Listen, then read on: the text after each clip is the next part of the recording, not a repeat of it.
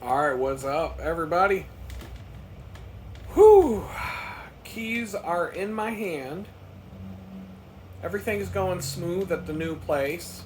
Um, Stopped over there today. They are putting in the fridge is there. We actually played around with where to put it. I'm not 100% sure I like where it's going. I'm not 100% sure I like where it is right now, but I'm just going to let it be. Um, Big fridge. Big fridge. Almost, in a way, in some ways, I would say it's probably too big for the place, but I'll take it. I'm not gonna complain about having a big fridge.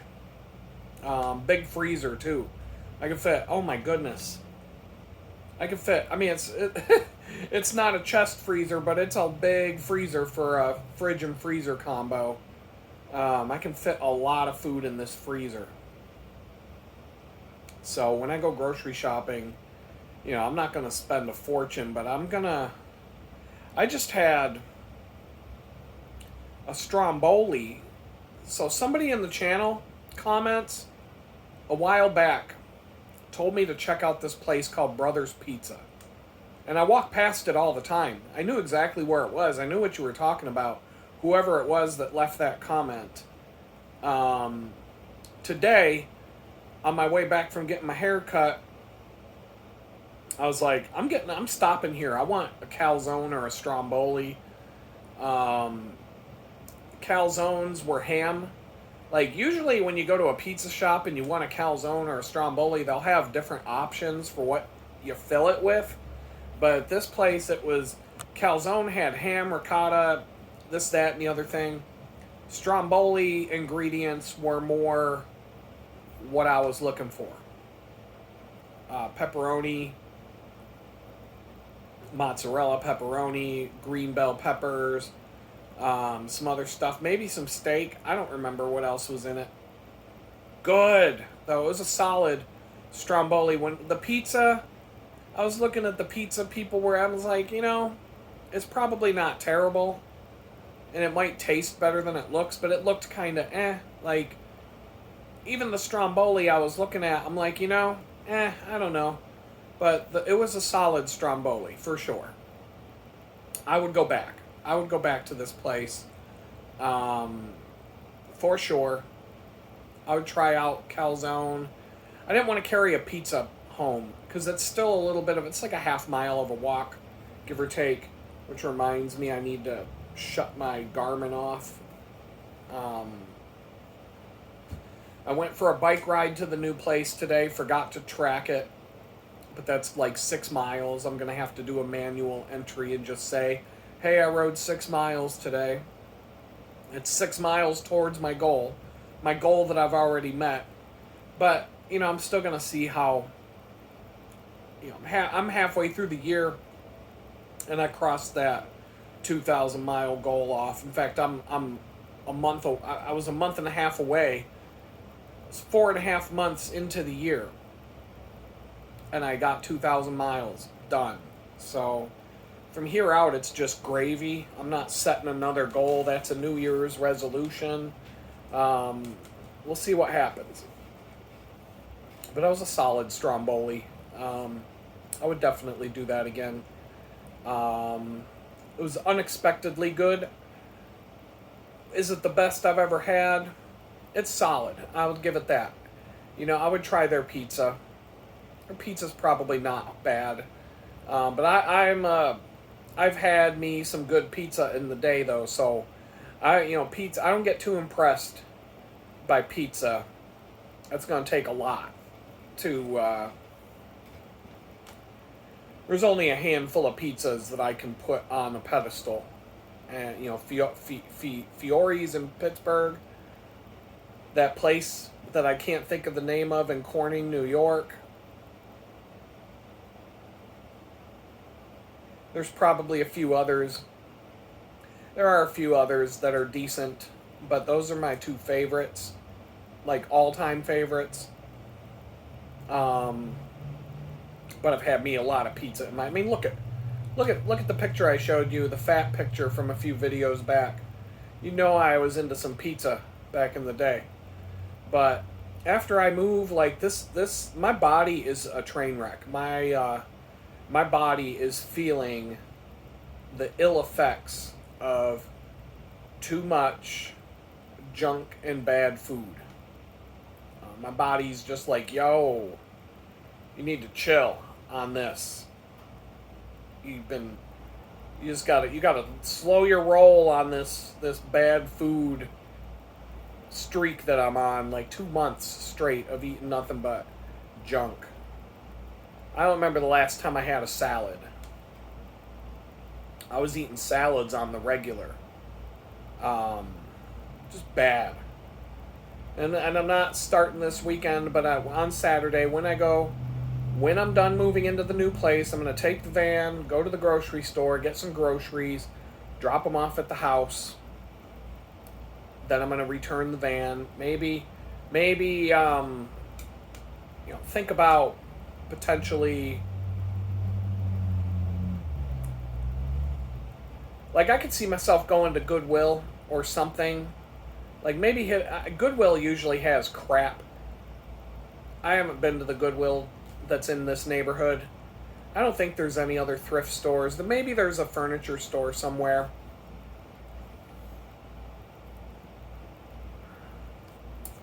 There's a possibility that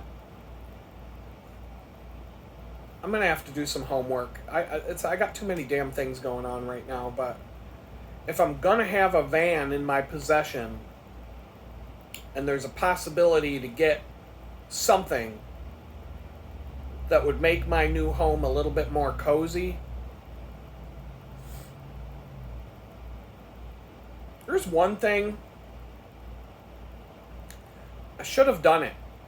The neighbors next door, the ones that are always making all the noise, they must have been cleaning out some stuff because they set a bunch of stuff out by the road one day.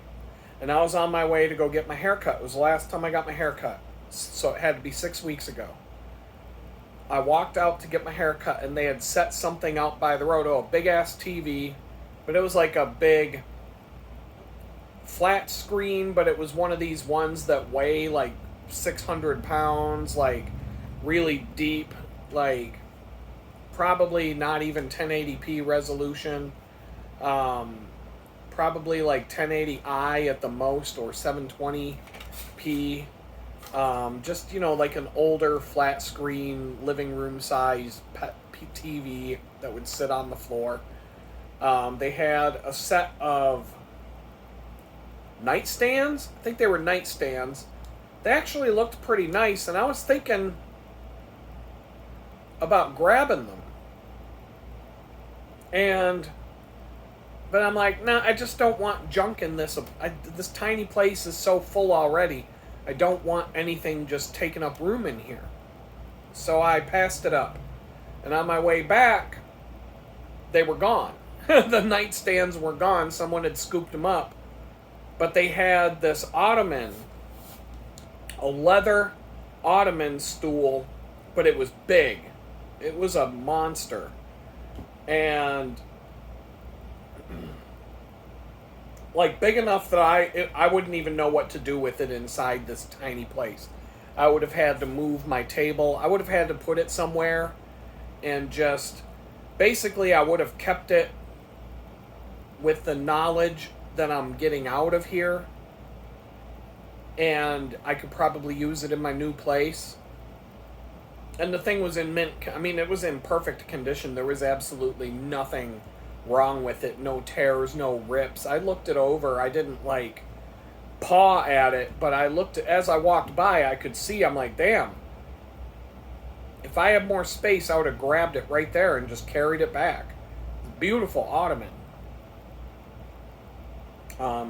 Would have been like the perfect thing to put in front of a love seat. Get a nice black leather love seat, boom, and then this ottoman would match, and it would be the same width, and you could just, that would be really cool. But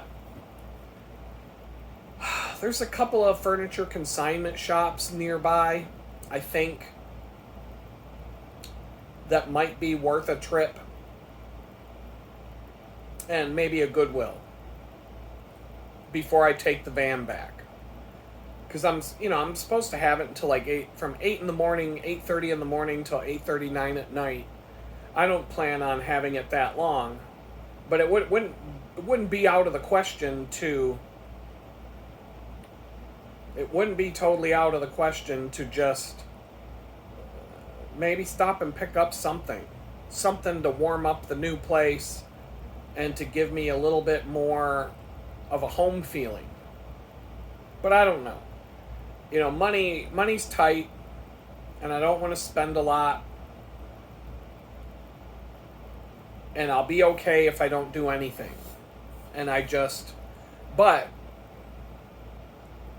if I could get, like, going to places like that for furniture is way better than buying furniture brand new.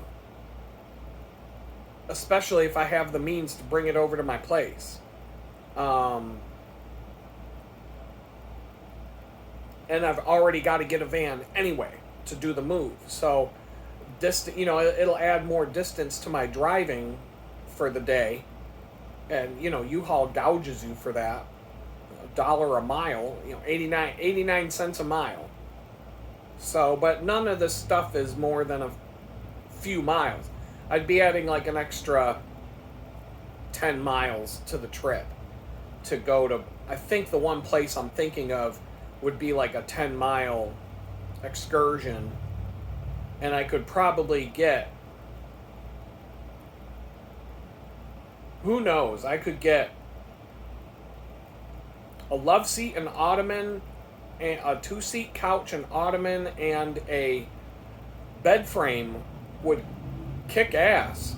But, then I want to get the washing machine, the dryer, all these other things, and all that shit's going to add up, and all of a sudden I'm going to be flat broke. And then I got to scramble to figure, so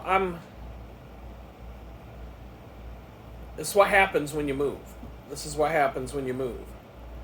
I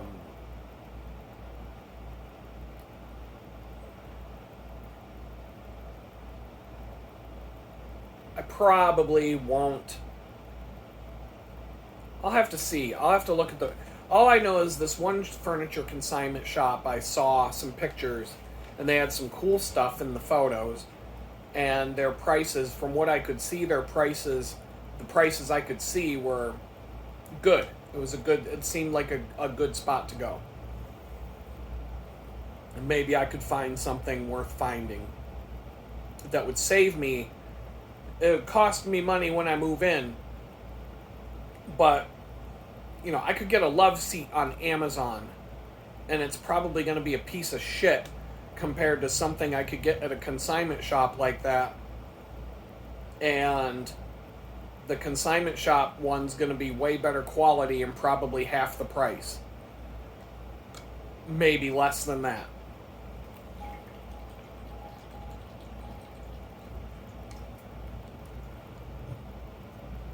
I don't know. I don't want to go crazy on this move. I do kind of want to, I definitely want to see how my stuff fits in the place. I'm going to need shelf space, storage space. I could see myself just driving over to Target and picking up a couple of wire shelf units, or going to Home Depot to get the same, some shelf units, so that I just have more places to put things. I could use a microwave cart, a microwave. We didn't want to put the refrigerator right next to the stove, for obvious reasons. Because the stove is hot, you don't want something hot right next to your fridge. You know what I mean? Like, you want to have a little space. So I said, well, let's just separate them a little bit, and I'll put something in the middle here. And that thing that could go in the middle would be some sort of... I used to have a baker's rack that was really sweet. It had a wine rack on it. It had a wooden top. It was kind of like the same material as the wire shelf units, with the poles and the clamps, and everything was just modular. You just put it together. But it had like a nice shelf at the top. It had a wooden shelf as the main countertop thing, I guess. Had a wine rack under that, and then it had a couple of shelves below that for stacking your food and stuff like that. And I used it in more than one place that I lived. But something like that would be nice in between the stove and the refrigerator. You could put a microwave on there. You could put a rice cooker. That might be the thing to grab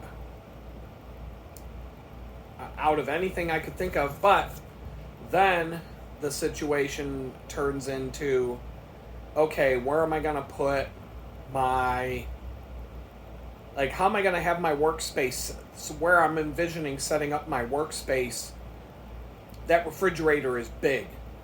And it kind of turns my workspace area into like, what the hell am I going to do now? And then I've got this opposite wall. I want to hang a couple of bikes on a rack. I want to maybe have a workspace for the bicycles, just a small workspace. I don't know. So I'm thinking the first room of the house is going to be a kitchen / my workspace where my computers and that kind of stuff go. A little workspace for the bike shop, like for the bicycles. Store the bicycles on a rack, but also have the ability to work on them right there in the house. It's a pergo floor, so, you know, I can get a mat. I can get some sort of thing to put down on the floor to protect the flooring, but the flooring isn't, that flooring would clean up nice and easy if I got, you know, oils or, you know, sprays and things like that. It's the walls that I'd be more concerned with in that respect. But, and then there's the second room, and so I'm like, maybe the second room that I'm thinking about making that the bedroom, but maybe it's the bedroom and like a love seat and an ottoman, coffee table, either a love seat and an ottoman or a love seat and a coffee table, a TV mounted to the wall directly in front of that, make it like a little theater kind of setup. And then shelf space wherever I can fit, you know, shelf space and storage, because there's no closets at all. So I have to be creative about that. But I want to get some plants too. I want this place, I'm going to have the windows open. There's going to be, like I said, there's going to be windows. There's going to be like the bathroom window. I walked around the place today. The bathroom window don't even need a curtain. I could walk around with my thing hanging out, and nobody's going to be coming up to look in the back window. There's no chance somebody's going to be coming up and looking at through the back window. So that I don't even need a curtain for that. There's some other windows. I got to look at my photos again. I didn't have a tape measure, so I measured out the rooms with my feet. I'll have to measure what my bike shoes are in terms of the length, but based on my feet and the length of my feet being about a foot, you know, that's what, you know, tends to be why we call them feet. My measurements, my estimates of the measurements were dead on in terms of the size of each room, the width of the place, all of that. So all I have to do is measure my bike shoes just to make sure that they're 12 inches or whatever, and then just do the math, and I'll know the dimensions of each room. The first room was about 10 foot by 20 foot. The next room was about 10 by 15, 10 by 13, somewhere in that range. And then the bathroom is 10 feet wide, but it's about 6 feet deep. Just deep enough for the tub and the plumbing. And so the bathroom's small, but it's got a door that you can shut. And there's 2 doors that you can shut in between the bathroom and the kitchen. It's all gonna work.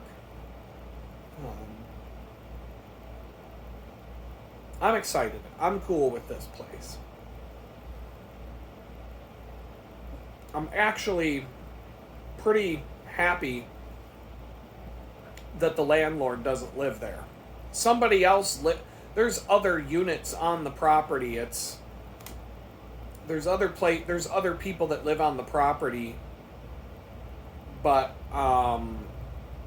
you could almost call it like a tiny RV park of sorts.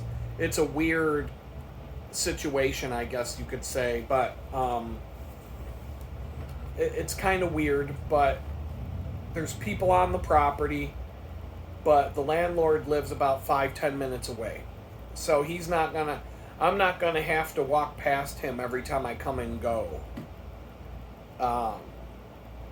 That's nice. I don't know. Everything's just woo right now in my head. Job interview is bona fide for sure, scheduled tomorrow now. So I have a job interview to prepare for. I don't think, I'm already feeling like this day's gone. Whew, that Stromboli. Whew, it did me in. But I'm not going to really come down here. That's what made me stop at that place today, because I'm not going grocery shopping at Target anymore, because that's like on the other side of town now after I move. And so that was my last chance to hit up that pizza place. Other than maybe if I get a car, driving over there would be no big deal. But I don't see myself stopping over there ever again. I'm not going to that Target again. There's a lot of things I won't be doing anymore. As I'm on the other side of the neighborhood now. Or will be. And that's cool. It's quieter over there. The street, it's not this ridiculous street that I live on now, that's for sure. To say that you'll never hear a siren or anything, to say that you'll never hear sirens and that you'll never hear a loud vehicle go by, I would say that's not going to be the case. But it's definitely much quieter than here, for sure. The place is a little bit better insulated, but the windows are kind of crummy. They're very thin. So, it is what it is. I'm not... When you see when I take you on a tour, when I show you the place on video, you'll see that it's a big upgrade. This is my third time in the place today. And so there are things that I noticed this time that I didn't notice before. Like just crappy things that I didn't like. But overall, it's a good place. It's way better than where I am right now. Is it perfect? No. No, it's a rental. So it's going to be, to get into I don't know, down the road I can upgrade from here. But this will do the job. This will be a comfortable place to live, unless things go off the rails. But, I met one of the neighbors that live on the same property today. He seemed like a nice guy. Really don't feel like I'm going to have too many issues there. And if this job comes through, if somehow I end up getting a real job, like a high-paying job, it's going to be very stressful because I'm going to have to go to downtown Houston over and over, and the only way I've got to do it is on a bike.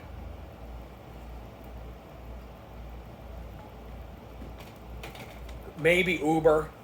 Maybe I can pay for Uber for a while, but that'll get expensive. I'll be making good money, but that's a long distance for an Uber ride. 25 miles each way. Um, that's a long Uber trip.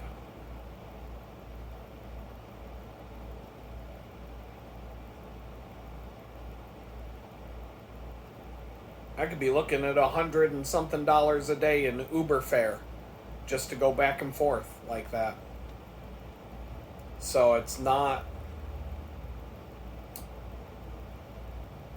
There's going to be this like transition period between when I start a job like that and when I get paid for the job like that. And the first paycheck, I would probably I know there's a guy trying to give me a car for free. But if I get this job where I have to go to Houston all the time, I might just take my first paycheck from that job and go straight to some, shitty ass car dealer and try to get a car so that I can drive it off the lot and have it in my possession.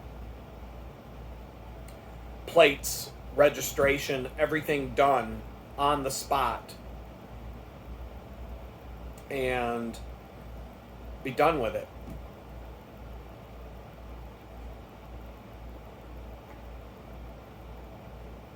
But I don't know, because that's going to be that's the one thing that if I could work remotely, great.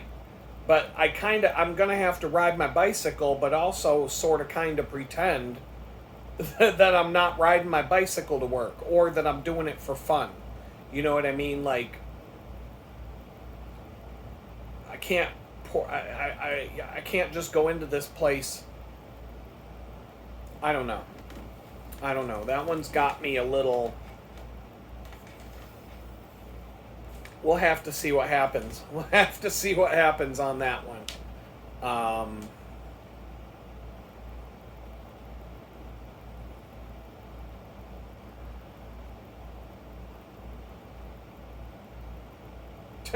It might be cheaper to rent a U-Haul pickup truck to drive down to Houston and back to go to that job than it would be to get an Uber.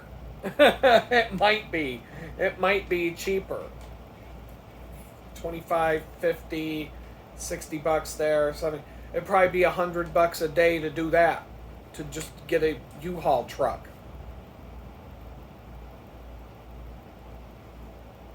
Oh, what am I gonna have to do if I get this job and I have to go down there all the time?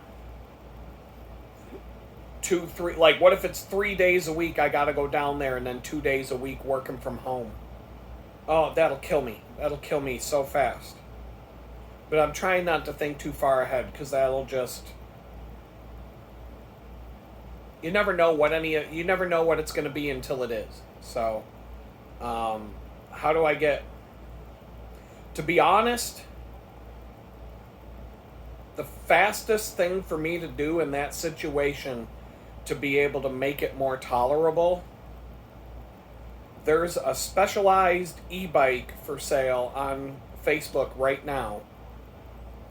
It's $1,200. It would probably have a range of about 50 miles. And it would allow me to travel at a speed of about 25, 30 miles an hour with less effort than it would take me to ride a regular bike. And it's already decked out with racks, and I would have to buy the bicycle. It already has clipless Shimano pedals.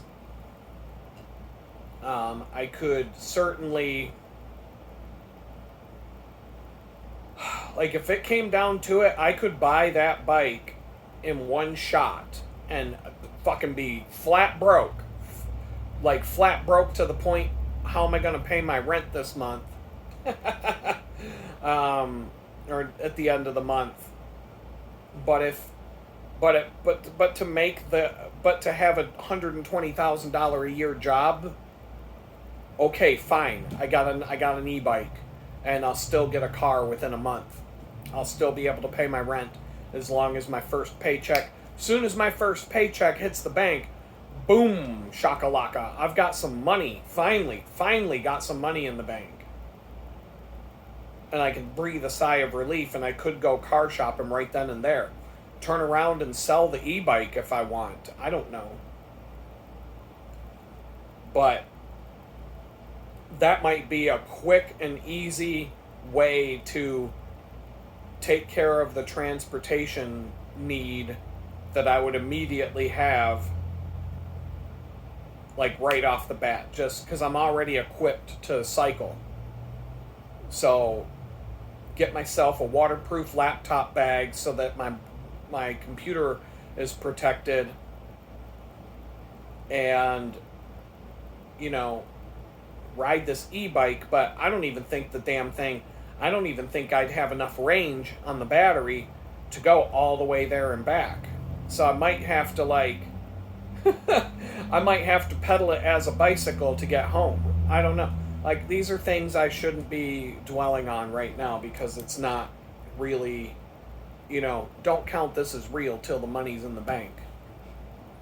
But I start to think. I always try to think ahead. What are the pitfalls? What are the things I could run into? And so this is kind of like why when I move on Saturday, I don't really want to rock the boat and buy a lot of stuff for the new apartment, and just, why not live with what I have and just be thankful for the fact that I have a stove and a big fridge, and I can pull out my cast iron cookware and start to cook, like really cook. I can cook all kind. I don't really ever have to eat out again.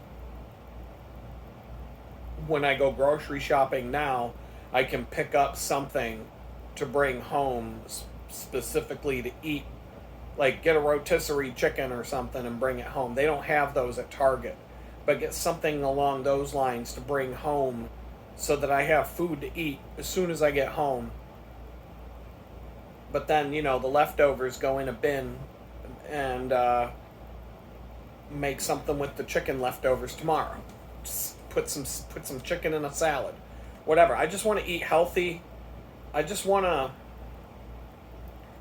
I'm hoping that this new place turns over a new leaf, if you will, and helps me in more ways than having a roof over my head, but it helps me get to the next level that I gotta reach.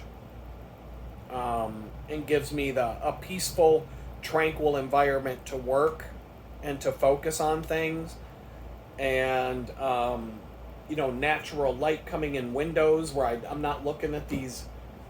I have no idea right now if the sun's up or down, if it's cloudy or not. I don't even want to look out these windows here. And that's fine and dandy, but when I sit here for 3 days and I don't even open that door, it starts to feel like a prison cell, especially when I look over and I see my toilet. Oh, it's right next to the sink. It's right next to where I eat. That is a jail cell. I've got like a jailhouse sleeping pad. My sleeping pad's better than what you'd get in prison, but not much. Not much.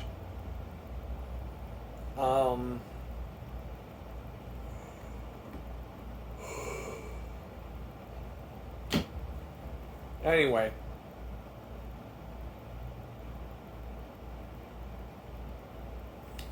Yeah, I'm ready to get moving. I'm ready to get to the next level. And I mean, by the next level, I mean out of this tiny house and into the new place. Anything from there is gravy on the mashed potatoes, you know what I'm saying? So, I'm gonna let y'all go once again. I'll probably shoot another video here. But I'm getting close. It's just tomorrow. Oh man, tomorrow is going to be a rough day. I can feel it. Got that job interview right smack dab in the middle of the afternoon. And then as soon as that job interview is over, I have to start packing to get ready to move. And I don't think it's going to be as bad as I think. I don't think it's going to be that bad to move. I think it's going to go smooth. I don't have that much stuff. It all fit in a minivan when I moved in here, except for the 2 bicycles. And I have not picked up that much stuff since I moved in here. So, I believe when I moved in here, I had an empty box that I wasn't even using at the time, a storage tote.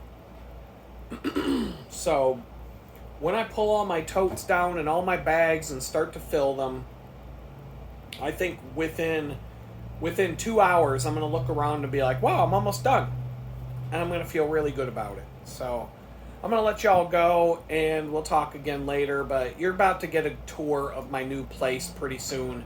And the videos will start to be more in sync with, what day it really is and not 2 weeks behind.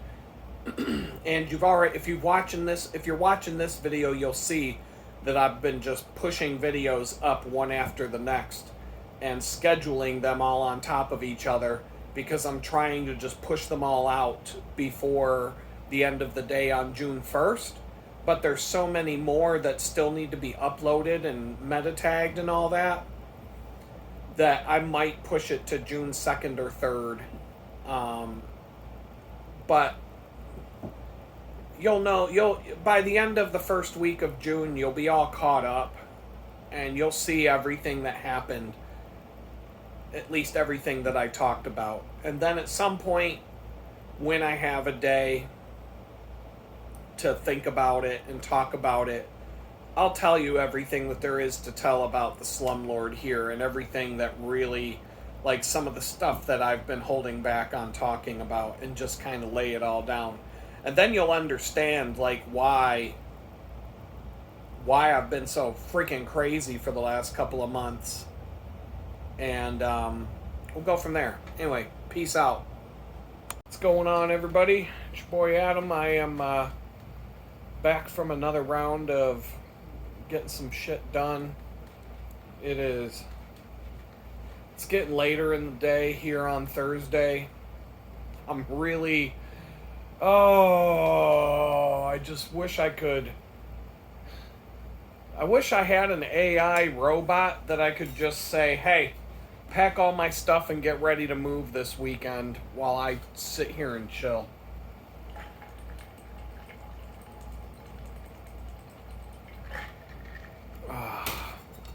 I'm dehydrated.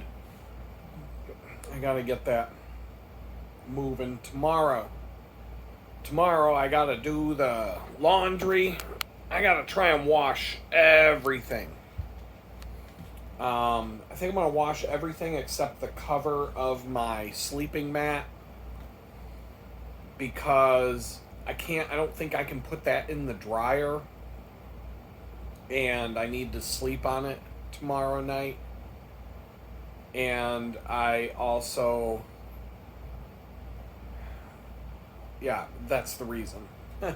But this blanket that I sit here with while I'm running the air conditioner top on full blast, I got a pile of clothes.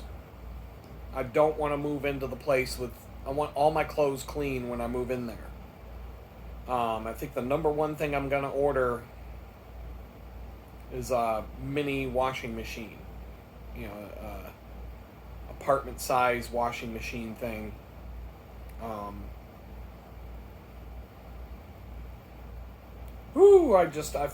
I feel the pressure. Having a job interview tomorrow at 1 p.m. along with trying to pack everything and move, it's like, come on, God. Really? Oh, man. They called me today at noon and asked me if I would do the interview today at 1 o'clock. And I was like, no. I pushed back on that. I wanted to go get the keys to the new place. Plus, I wanted to get my hair cut before the interview. Um, oh, tomorrow, all I will do in the morning is wake up, start preparing for the interview. But I do have to find a presentable shirt, with one of those stupid shirts that I talked about with the collar and the button up with the little alligator. My version of that doesn't have an alligator on it, but it's just a plain shirt. But just something that's better. I'm not showing up in a t-shirt. I don't know what to expect that the people I'm being interviewed by will be wearing, but I definitely don't want to show up in a crappy t-shirt or something lame like that. So I'm probably going to start the morning out by getting my coffee and then pulling down all the things I have up in that storage loft and just start going through the boxes. And I know I have a shirt in one of those boxes that I would wear for this job interview. And then once I get, figured out on my clothes, I'm just going to start packing boxes. But I'm also going to have to sit down and do some interview prep. File-wise. Just what can I do? Have things up on my screen that I can call on during a lot of times this doesn't even come into play. I'll just pull up different files and have certain things that I'll have a screen with my cheat sheet, more or less. Because I'll have a screen that I can share with the people in the meeting, and then I'll have another screen that has my own personal notes and things I don't want them to see. My cheat sheet, more or less. But I'll have different things that I can pull up and share in the middle of the meeting to, whether it's my portfolio or notes or whatever. But I just need to go through that. I'm going to tell you 9 times out of 10, I don't need to do it. But when I do need to do it, it's a good thing to prepare in advance for that. And to make sure that you can just call up projects that you want to talk about and have visuals to go with what you're saying at a moment's notice. And just have an idea. Just kind of gloss over, take a look. Can I take a couple hours to add something to my portfolio to improve it? I don't know. We'll see. I think I'll be fine. It's a 1 hour. See, another trick for interviews like this, it's a 1 hour interview. So that hour goes by fast, number 1. Number 2, let the other people talk. Answer the questions tactfully and completely, and like I said, I'm gonna have things I can share on my screen to back up what I'm saying and to show what I've done, not just talk about what I've done in previous jobs, but let the other people talk. It's like it's like a football game where you're winning and there's like 5 minutes left in the half, or it's 5 minutes left in the game, and you're ahead by 2 touchdowns. Run the clock down. Try to get some wins. Once you know that the people in the meeting, once you have a good vibe that they're on, that they're interested in you, run out the clock. Ask them questions. Get them to talk. People love to talk about themselves. The trick to a good job interview is get the other people to talk and run the clock down. The less I talk, the better. And I don't mean that in terms of, obviously, I'll say something fucked up and blow the whole thing out of the water. That's what you think I mean by saying that. But what I mean by saying that is don't oversell it. It's like a car salesman who sold the car. Don't keep talking. Don't keep trying to sell the car if the customer's ready to buy the car. Just fill out the paperwork and get them out. Get them out the door. So, I'll introduce myself. I'll show me. I don't know how these things are always. Every interview is totally different. You never really know what to expect.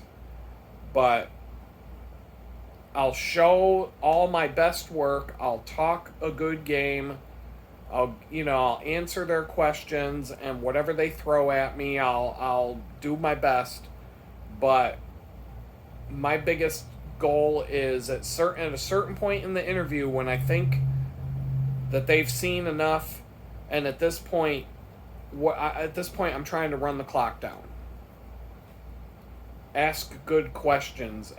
One of my favorite questions is, if I think that they're interested and they have like a good, if they're responding in a way that sounds like they're interested in hiring me, the first question I'll ask is, so what are your expectations of me when you bring me on board? I'm assuming that you already have something that you need to accomplish.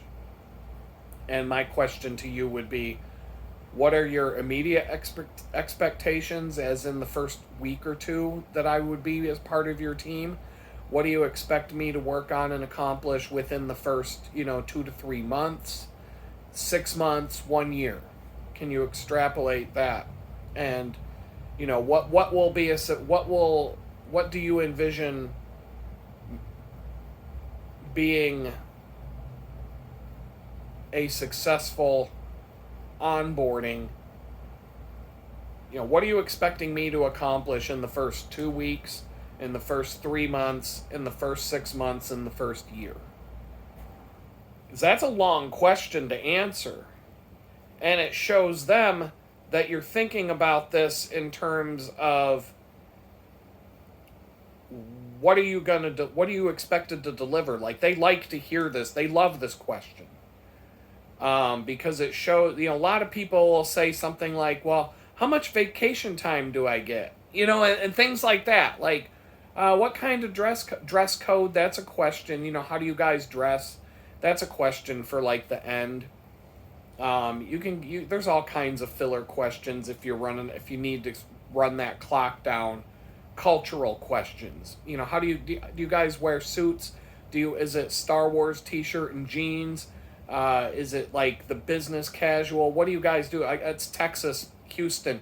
You guys wear cowboy hats at work? Do I got to get a big belt buckle?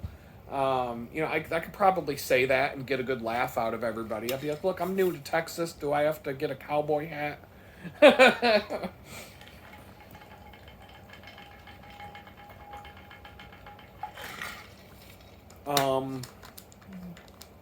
Can have fun, feel out.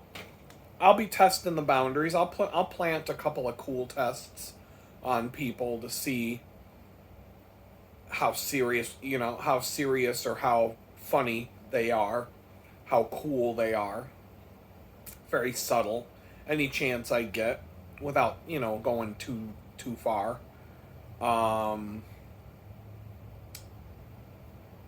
But yeah, I feel like there's some things that I might get asked about that I need to demonstrate some sort of ability to do, and I might have to dance around it.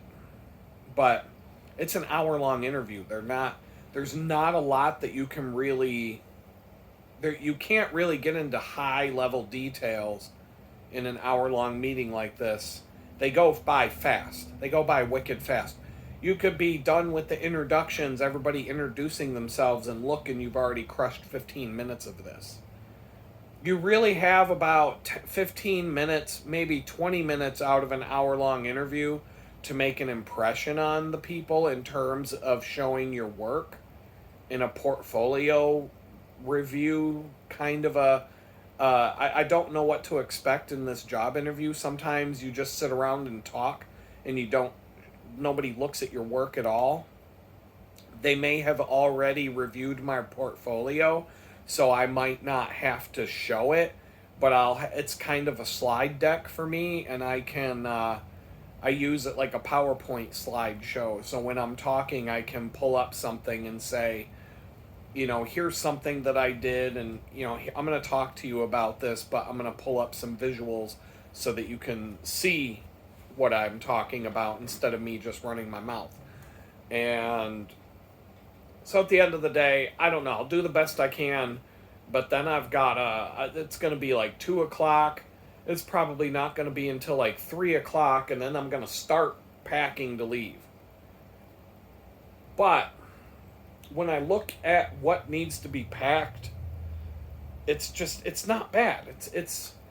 I don't even have, like, I can just throw stuff in a few boxes and be done with it. And I think it's going to go a lot faster than I imagine. So I'm not worried about it. I hate doing this. I'm overthinking it.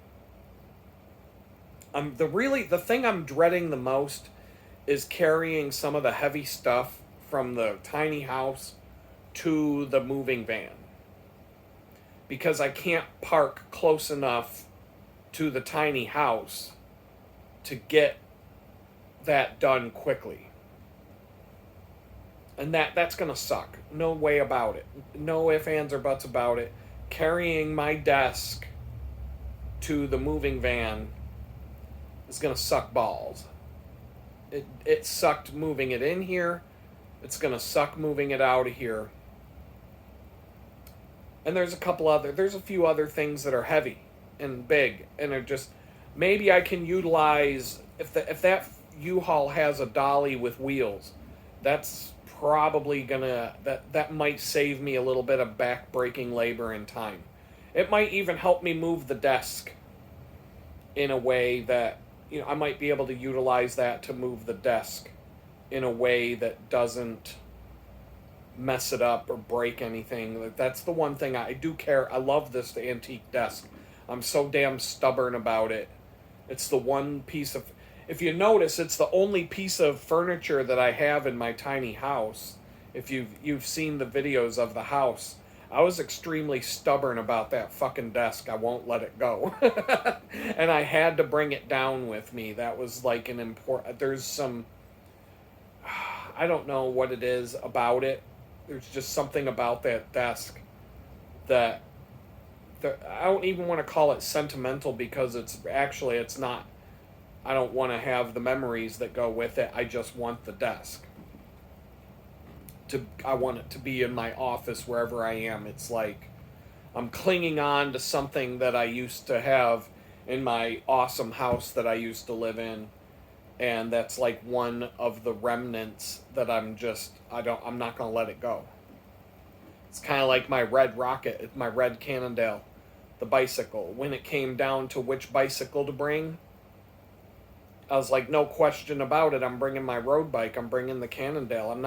I had a specialized mountain bike, really high-end, hydraulic disc brakes, front fork with a lockout, 650B wide tread tires, really, really freaking high-end bike. Probably a $2,000 mountain bike. I left that behind. I'm like, fuck it, I'm taking my 1990 Cannondale road bike. I don't give a fuck about my mountain bike. It was the right choice. It's the right bike to have down here. But there's certain things I just won't get rid of. And so otherwise, I think, the dolly, if I can utilize the dolly, I think that'll help. Depending on how that thing, I think utilizing that will help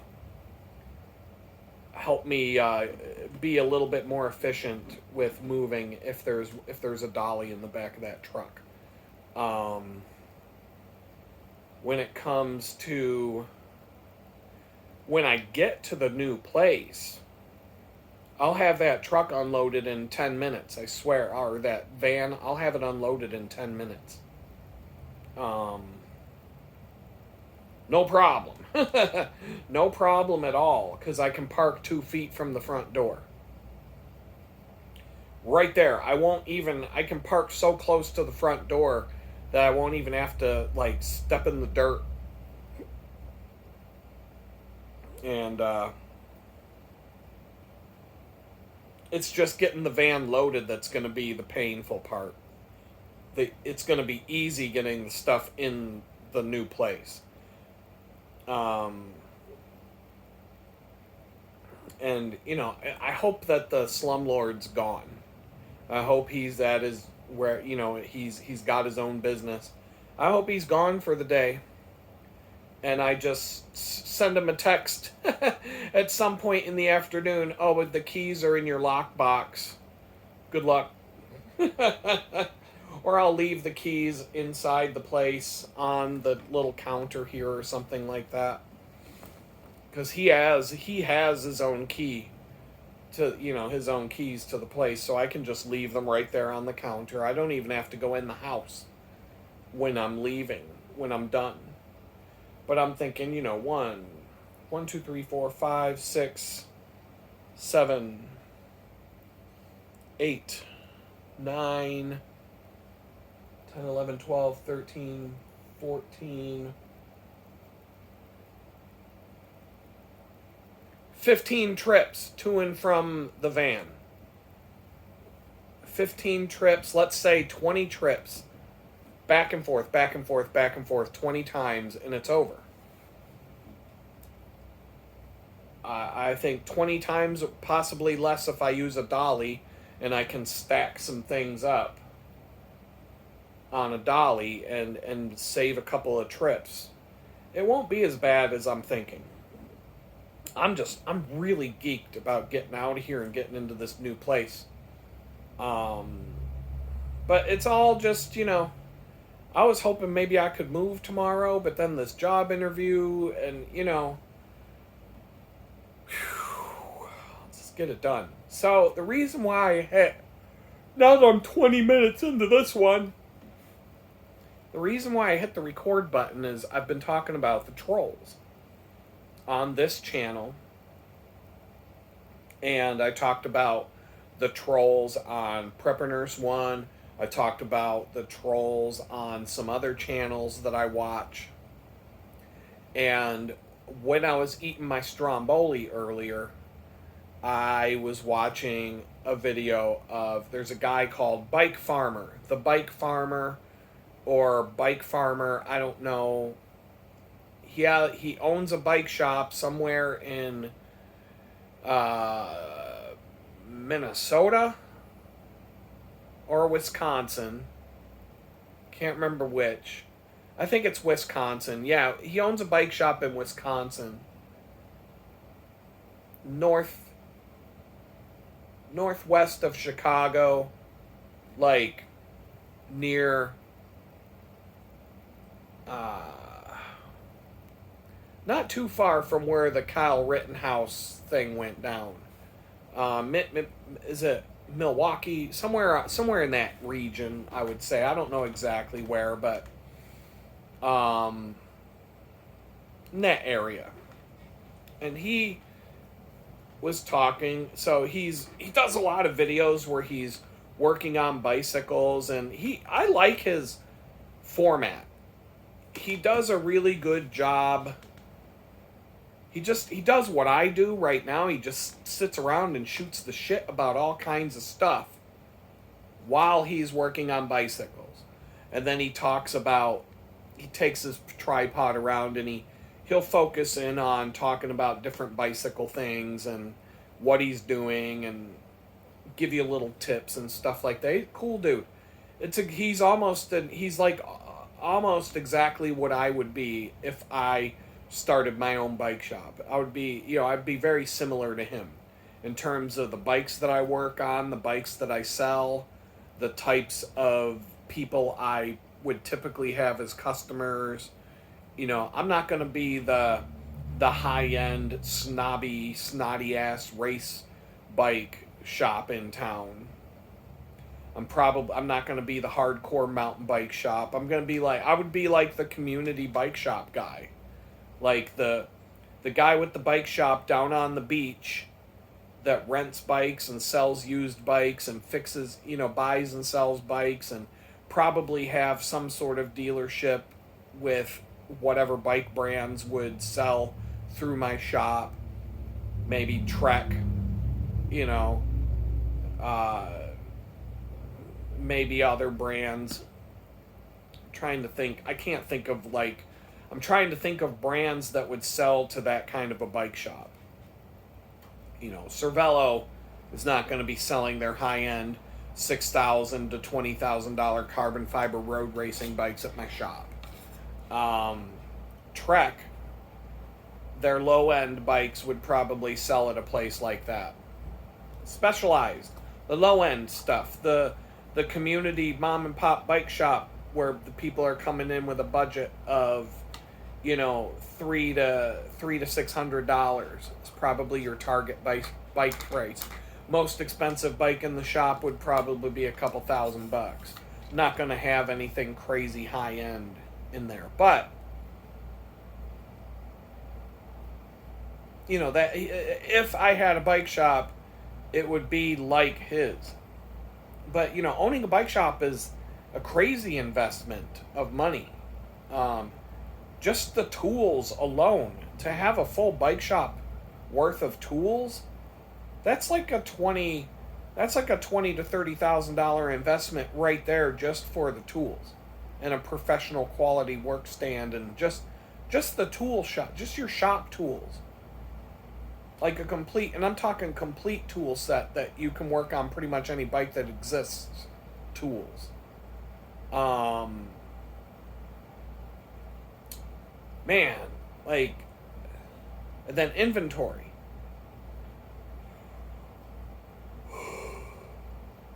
And then overhead, rent, utilities, all that stuff, insurance. You're looking at easily to do a real brick and mortar, a real bike shop, even if it's like a bike shop in the garage at your house or something like that. It's like $100,000. You're gonna sink $100,000 into that just to start.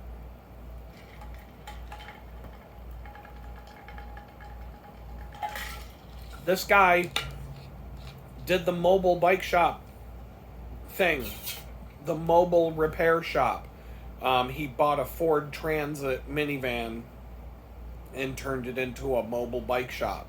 I think he was talking in the video today about how he got started, and it sounded to me like he started out by doing the mobile bike shop thing where he would drive to people's houses and he has a bicycle shop in a Ford Transit minivan. Or a Ford Transit. I don't know if he had a full size or I don't know, probably one of the taller ones. I don't know though. I think I've seen pictures of it. I've been watching this guy's videos for a bit. But he spent a great deal of time in the video I watched today talking about all the trolls that come to his channel. And I'm like, now imagine that. And he said that the more popular his channel gets, the more negative and douchebaggery the people in the trolls are, the people in the troll section down below the video are getting. Like, they'll criticize everything he does.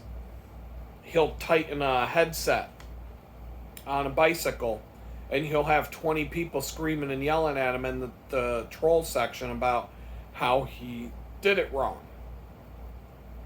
You used the wrong tool. You turned the wrench the wrong way. Oh, that's not how you're supposed to true a wheel, you fucking moron. And he was talking about a bike. Somebody brought in a beat up old Trek that was gonna need ended up needing about $300 worth of repairs. And he tried to talk the person into just buying a new bike. Just buy a new bike. You'll get a much better bike brand new for $300 than this bike's gonna be. If I fix it, it's gonna cost about $300 to fix. Cause it was hosed. This bike was toast. The derailleurs were snapped. It basically needed to be a new bike. Like, it was in it was in really bad shape.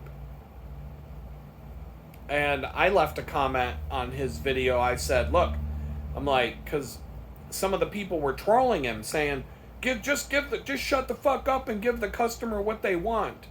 And I'm like, you know how many times as a bike mechanic someone would bring a broken down beat to fucking shit Huffy that they bought at Walmart that was completely destroyed and ask me to make it new again? And I would say, look, you probably paid $150 for this bike. It's going to cost $300. I'm just starting to write down all the parts that it needs. And I'm like, look, even if I cheap out and give you the cheapest parts and do this as cheap as I can, you're going to sink at least $300 into this bike. And it's never going to be as good as a bike on our showroom floor here that you can get for $250 right now. So, I mean, let me take you over here and show you some of these bikes that we've got for a couple hundred, $200-$300. Brand spanking new. Diamondback, Raleigh, decent brands down here. And you got this department store Huffy that is never going to be as nice as one of these bikes. And it's going to cost you more than one of these bikes to fix. And I would tell people this. Just being honest. And some people would argue and say, no, I want my bike fixed and blah, blah. I love that bike and blah, blah, blah. And all right, dude, don't cry like a bitch when the bill comes in and it's over $300. Because I'm literally going to have to rebuild this bike from like the frame up, and it's a piece of shit. And it's never going to be, like I said, it's never going to be as nice as one of the ones you can buy right now and be out the door in half an hour with a little, all I'm going to do is fit it to you and give it a quick go around on the the bicycle work stand. Just make sure everything's dialed in, the brakes, the gears and everything. Just give it a quick tune up and you're out the door with the bike. Otherwise, you're going to leave this Huffy with me for over a week, and it's going to cost you more money than that to fix. So anyway, he was talking about all these trolls in the comments, and he was saying that he's getting so many troll comments that it's like he's starting to not want to do videos anymore. And I'm like, and so I had to leave a comment. I'm like, look, dude, I'm like, every single person on YouTube, literally every single YouTube channel I watch, every single one, get bombarded with trolls in the comments section.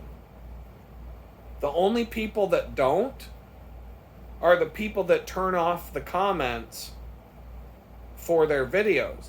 And I think that's fucking retarded, because part of YouTube is the interaction with your audience. Somebody left me a troll comment.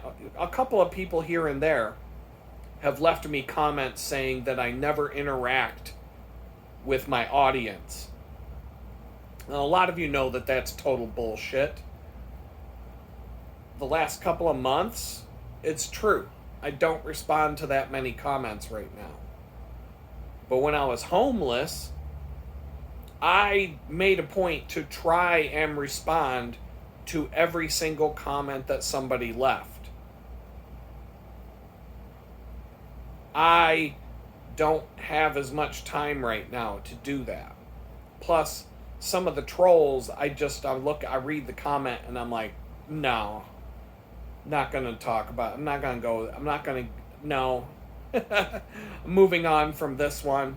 And then there's sometimes people leave cryptic comments that make no sense to me because I have no idea what the person's talking about.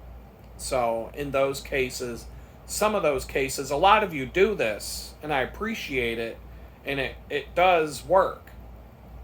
If you're talking about something in the video, either give me enough context so that I know what you're talking about. Like, structure your sentence so that I can be like, oh yeah, I remember saying that. And then respond to whatever it is I said. Or just put the time code in. If it was 5 minutes and 32 seconds, 5:32. And then your comment. That way, not only me, but other people that read the comments. A lot of people come and read your comments. Then the people that want to read your comment will be able to click on it and say, oh, okay, when he said that, you're saying this in response to that. If I can't make sense of it, I just move on. I'm like, whatever. But I see the comments. I see them all. I read them all.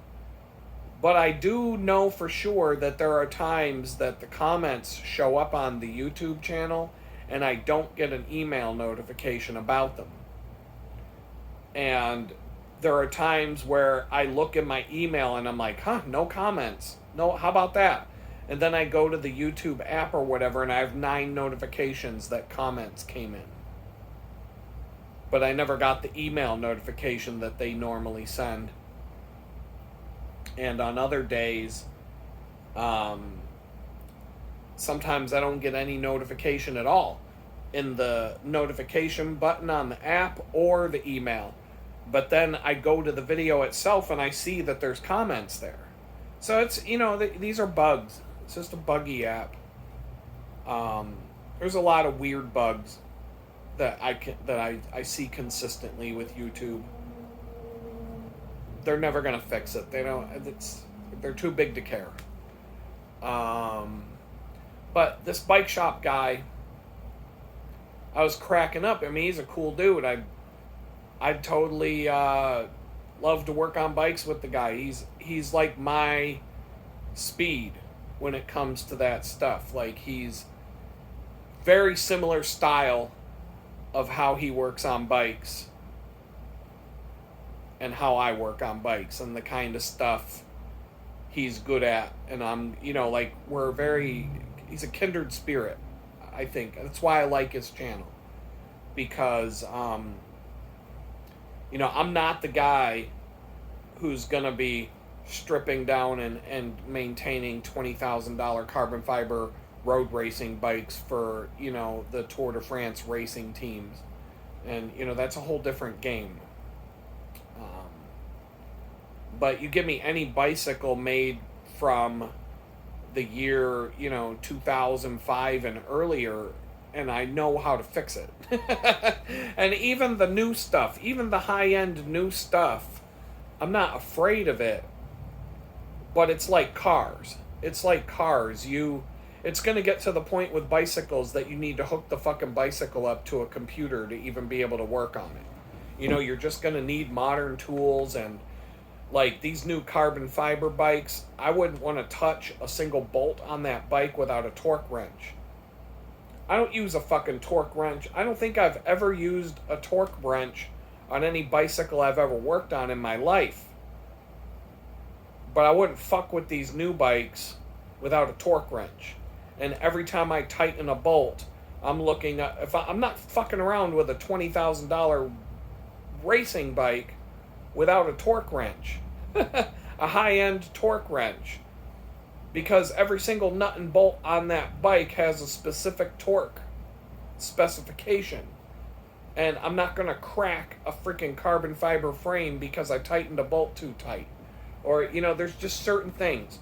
Hydraulic brake fluid and having to bleed brakes and do all of that maintenance that goes with hydraulic brakes.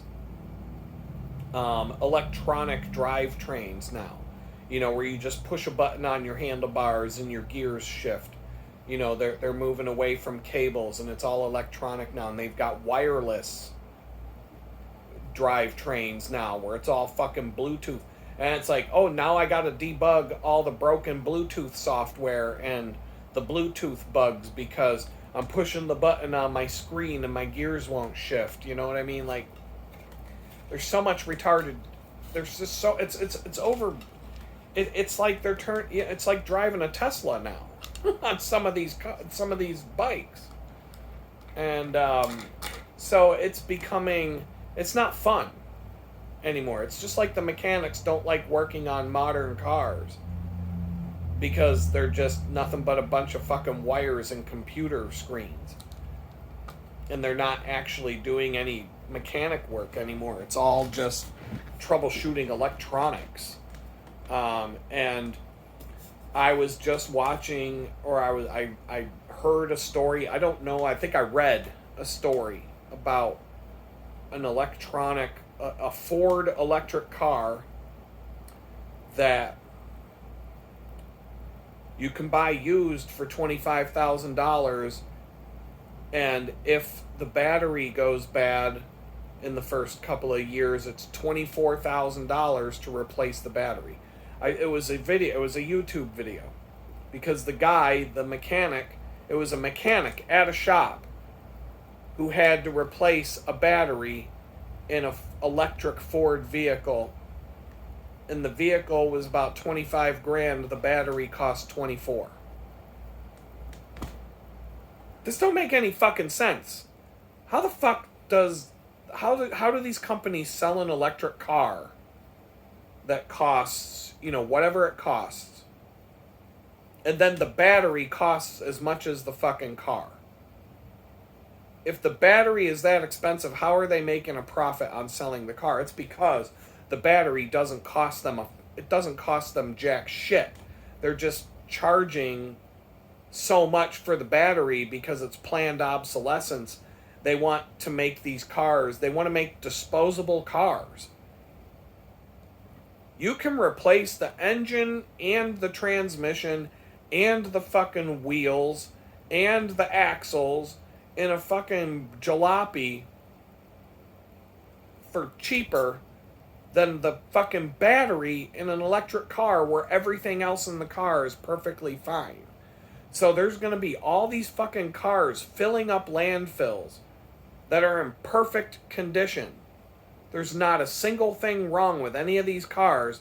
They just need a new battery, and the battery costs more than the fucking car. Like, how are they getting away with this shit? Because it's a fucking scam. And anybody who goes out and buys an electric car and then has to deal with that. Like I said, when I was browsing to see what cars were available, I used Carvana to get some pricing and just see what's in my price range.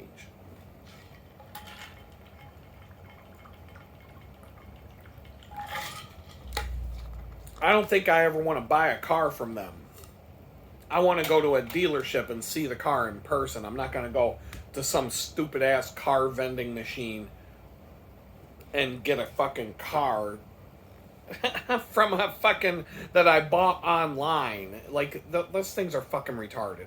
But it's a good research tool because the website's full of cars, and they'll tell you generally what your monthly payments and stuff would be. So it's a good research tool. I just wouldn't buy a car from them. But they had all these electric cars. It was the smart car, the Smart 42. Would I get a gas-powered one? Maybe. But I mean, for the price, you could get a car that's not so gay, and dangerous as fuck. I feel safer on my bicycle, to be perfectly honest, than riding in one of those tiny little smart cars. I feel like I'd be safer on my bicycle on the roads, to be perfectly honest. But, and I'd look a lot less gay riding my bike than driving one of those. So there's two strikes. What's the third strike? It's already out. But they have a bunch of electric ones for like $9 grand. $9 grand. In that price range, you can get an electric Smart 42. Payments would have been like $199 a month or something like that. And I'm like, not having to buy gas, that's not a bad thing. And they come with a charging kit so that you can, you can charge it at home with a regular wall outlet. Then if you have a 220 outlet, you can charge it with that faster, and whatever. But I was like, what the fuck does a battery cost on one of these? Because these things are kind of old, and it's just like a cell phone. The battery's gonna get to the point where it doesn't fucking hold a charge anymore. $35,000 for a fucking battery to replace the battery in your $9,000 car. So if your motor, your brakes, everything on the car is in perfect shape, brand new tires, If everything on the car is immaculate and the battery doesn't hold a charge, 30,000 fucking dollars for a battery for the $9,000 car. So all these fucking cars, these landfills are going to be so completely full of electric cars that are in perfect working order, but nobody can afford to replace the fucking battery in them. It's cheaper to go out and buy a brand new car. And it's like that with everything. Like, I got a MacBook. Apple makes the MacBooks. Same with the phones.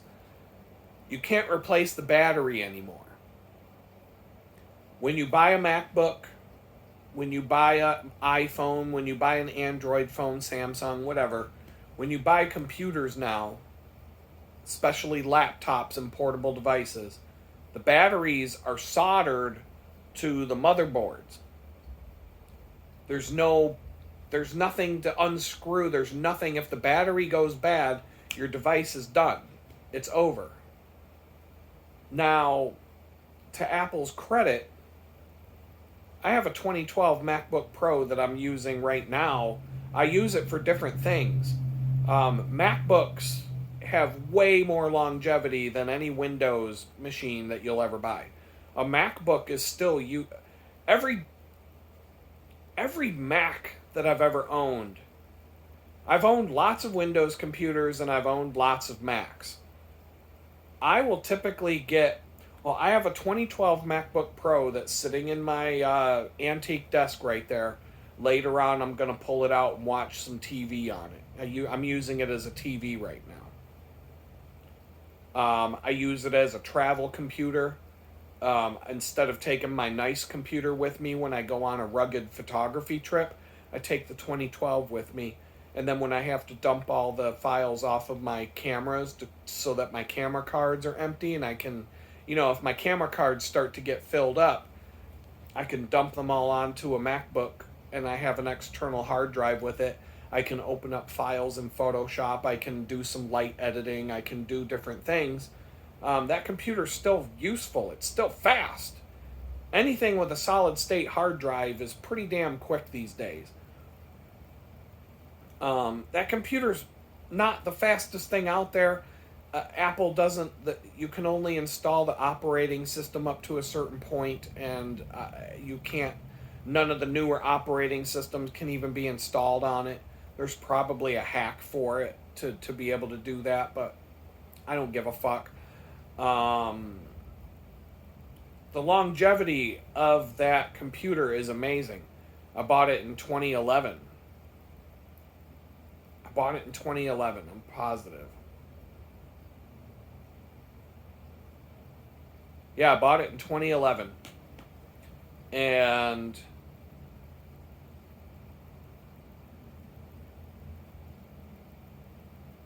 so that computer's 14 years old and I still use it.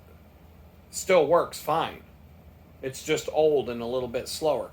I have a 2019 MacBook Pro that it has, the only issue with that one is you can install the newest operating system on it, but there's all this AI bullshit that you can't use because Apple's new M1, M2, and so on, Apple's new chips have AI. They have separate AI chips on the logic board that the Intel Macs don't have. I have the last Intel-based MacBook that they made. I use it every day. I had an M1 for a while that was the newer than the one I use every day. The difference between them was very negligible. I would say if I got the newest, fastest MacBook they make right now, I wouldn't really even notice the speed difference. The only thing that might be faster is exporting video files and doing things like that. That anytime you're waiting for the bar to go across the screen to finish a task, except for uploading and downloading files because that's based on your internet connection speed, but anything that's computer processor intensive that you have to wait for a progress bar to go across the screen, you'll notice that the newer computer will be faster. And there will get to be a point where software will no longer be compatible with the MacBook that I use, and I'll be forced to buy a new one. But even though the battery is built in and they can't be replaced, and they can't, once you buy the MacBook configured how you ordered it, you can't change anything about it. Everything's soldered inside the mother, like it's all soldered together. You can't add RAM, you can't replace chips, you can't swap out a drive, you can't change anything inside that damn Mac, because it's all just made to order, basically. And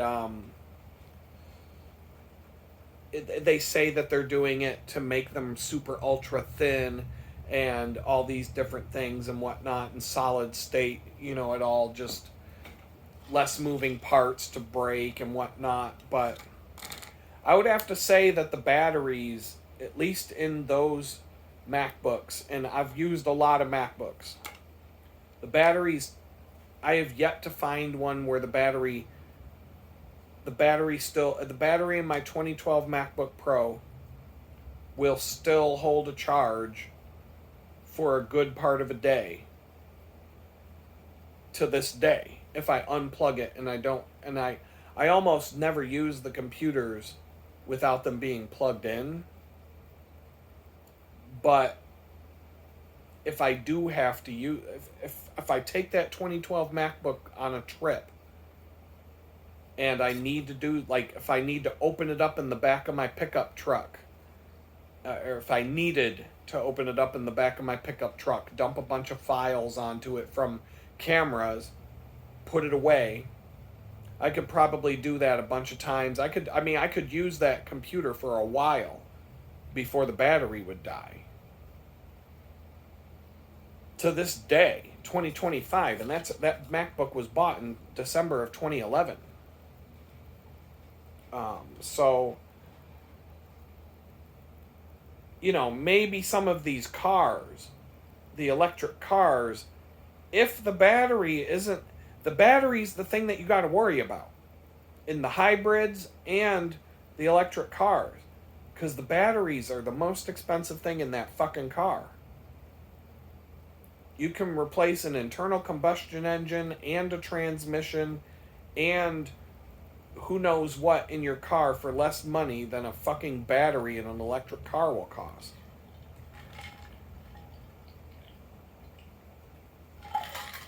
And it just doesn't make any sense to me to have to throw away an entire car because you can't afford to replace the battery.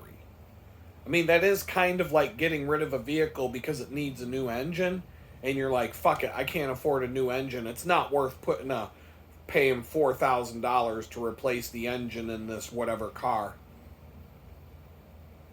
So you get rid of it. But typically a car gets a couple 100,000 miles. Most modern cars, a couple 100,000 miles before the engine's shot out and needs to be replaced, if you took care of it. And so you got your money's worth.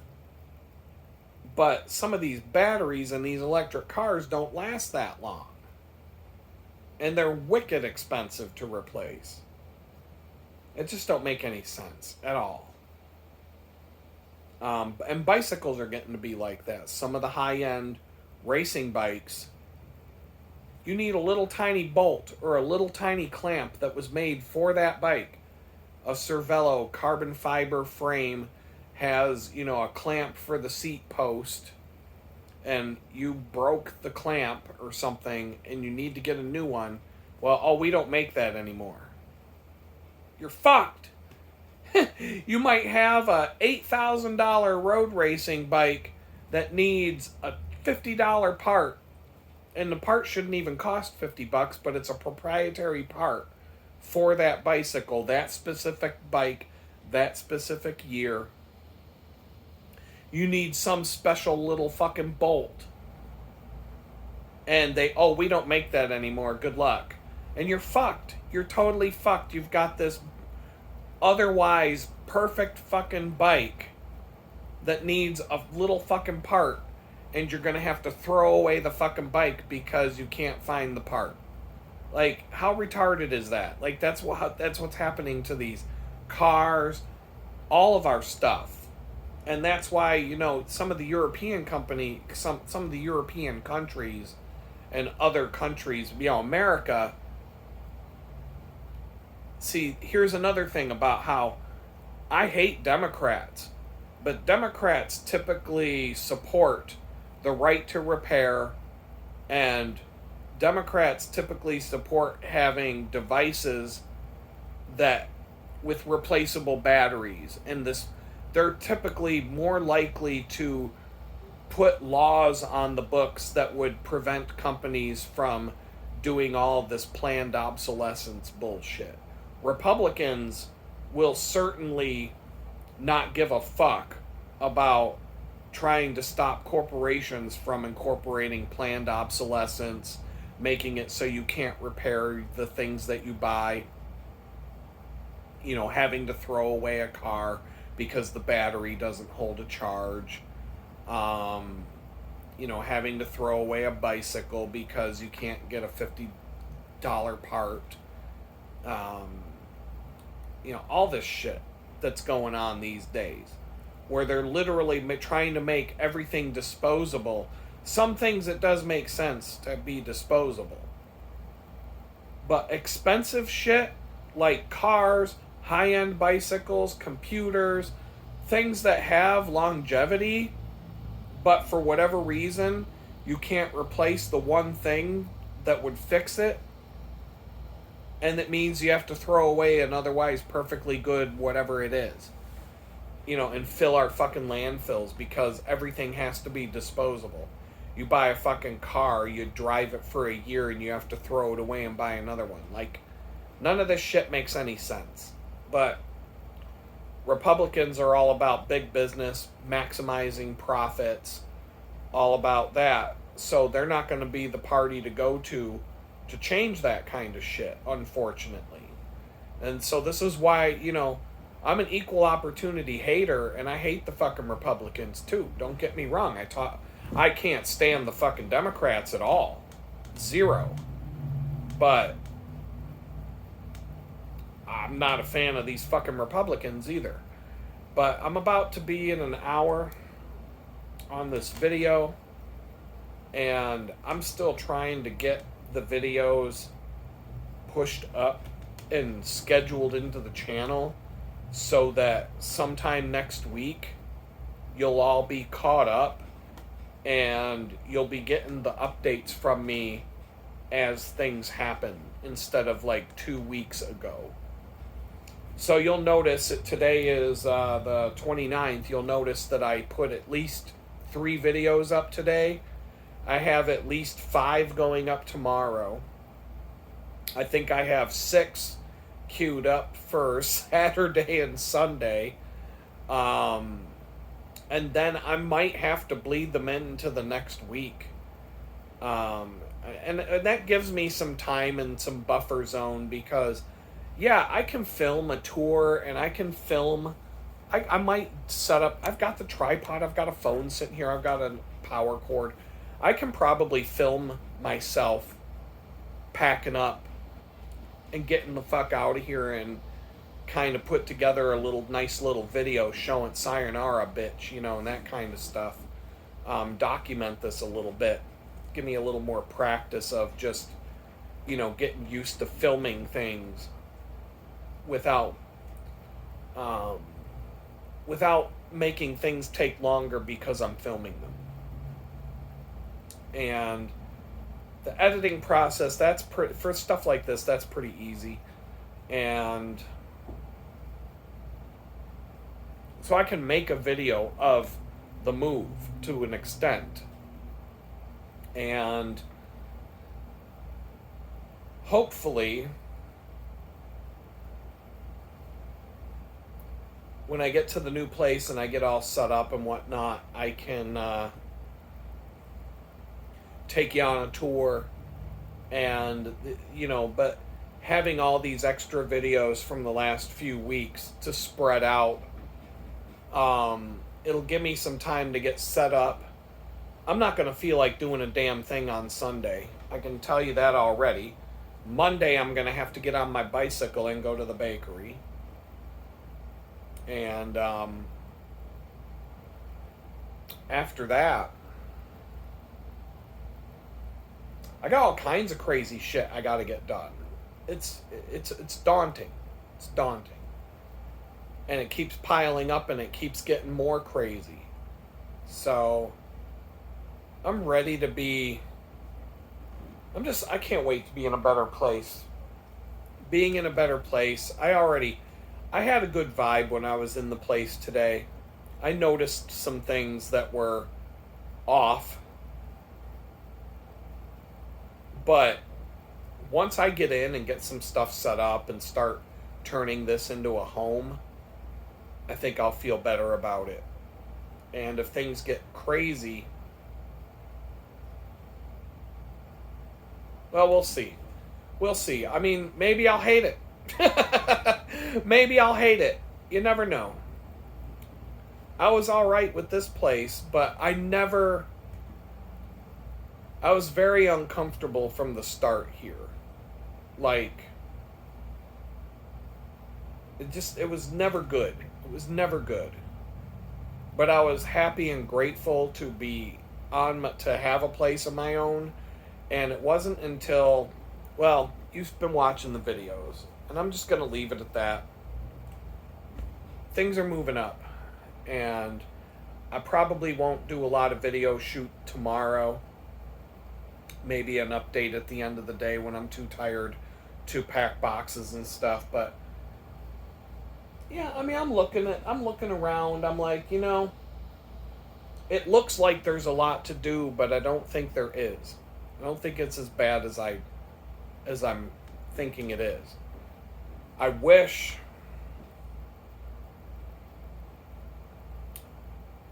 maybe I'll stop at Home Depot and get a couple more storage totes before I come back with the van in the morning.